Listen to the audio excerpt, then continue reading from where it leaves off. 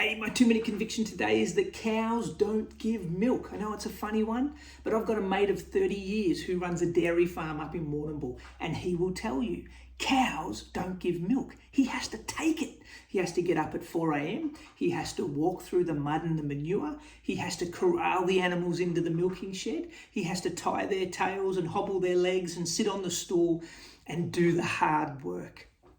And this is true in life and leadership. You know, it's not just handed to you. It's not magic. It's not luck. In fact, the harder you work, the luckier you get.